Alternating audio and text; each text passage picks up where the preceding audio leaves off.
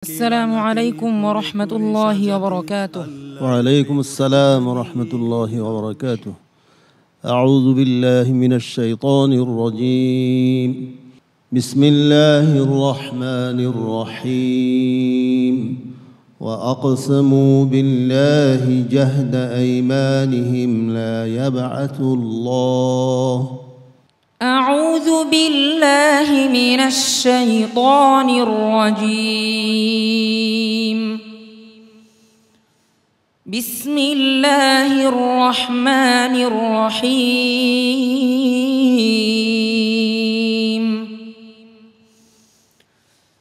وأقسموا بالله جهد أيمانهم لا يبعث الله من يموت بلى وعدا عليه حقا ولكن أكثر الناس لا يعلمون.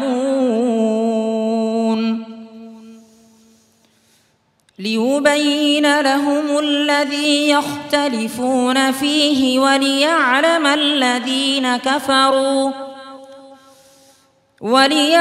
الذين كفروا أنهم كانوا كاذبين.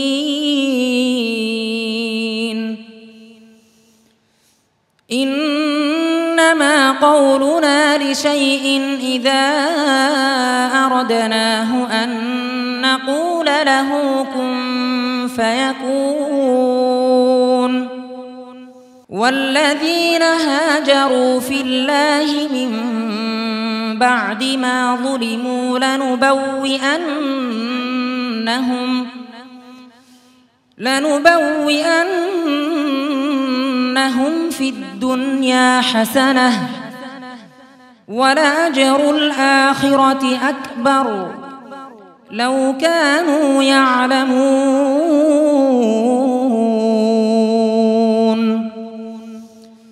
الذين صبروا وعلى ربهم يتوكلون.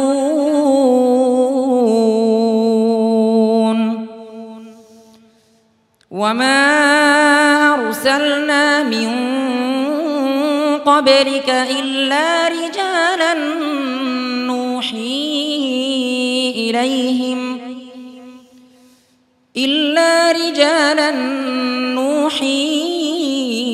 إليهم فاسألوا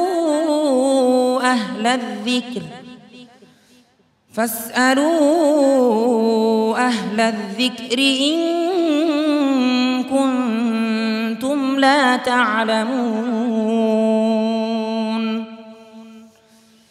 بالبينات والزبر وأنزلنا إليك الذكر لتبين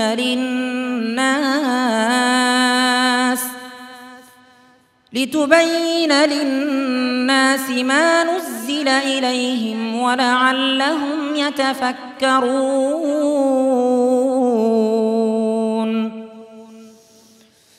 أفأمن الذين مكروا السيئات أن يخسف الله بهم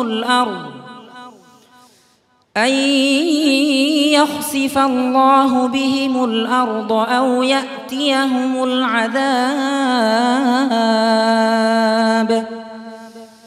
أو يأتيهم العذاب من حيث لا يشعرون.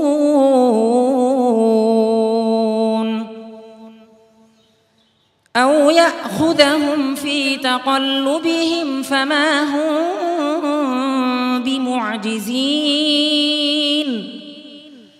أو يأخذهم على تخوف فإن ربكم لرؤوف رحيم. أو يأخذهم على تقلبهم أو يأخذهم في تقلبهم فما هم بمعجزين أو يأخذهم على تخوف فإن ربكم لرؤوف رحيم حسبك صدق الله العظيم মাশাআল্লাহ, আব্দুল্লাহ আল মারুফের তেলাওয়াত আমাদের হৃদয়কে শীতল করে দিয়েছে। আজ তার পারফরমেন্স কেমন ছিল উস্তাদজির কাছ থেকে জেনে আসি। আজকের এই পর্বে শুরু থেকে যেভাবে সে প্রথম প্রতিযোগী হিসেবে তেলাওয়াত শুরু করছে, আমি তো আমার মধ্যে উপস্থিত ছিলাম না, আমি হারাই গেছিলাম তেলাওয়াতের তার মঞ্চনায়। আলহামদুলিল্লাহ সুন্দরভাবে তেলাওয়াত করেছে। লাস্টে যায় একটা হুঁচট খাইয়া গেল, রব্বা কমরে রব্বা কাবিলা ফেলছিল। তারপর যখন তাকে আমি সাবধান করছি, যাক আবার ঠিক করে নিচ্ছে। আলহামদুলিল্লাহ, তুমি এগিয়ে যাও, আল্লাহ তাআলা তোমার সহায়ক। আব্দুল্লাহ আল মারুফের তেলাওয়াত আমিও খুব পছন্দ করি। আজকে সেই পছন্দ করার মতো তেলাওয়াত সে করেছে। আলহামদুলিল্লাহ, খুব সতর্কতার সাথে এগিয়ে যাবে ইনশাআল্লাহ। ভবিষ্যতে তোমার দিকে তাকাই আছে বাংলাদেশ। মোহতারাম আবু ইউসুফ। হৃদয়গ্রাহী একটি তেলাওয়াত। আমরা দোয়া করি আব্দুল্লাহ আল মারুফ, তুমি অনেক অনেক দূর এগিয়ে যাও, তোমার জন্য শুভকামনা। মুফতি মিজানুর রহমান। মারহাবা, মাশাআল্লাহ, অসাধারণ তেলাওয়াত আমরা শুনলাম।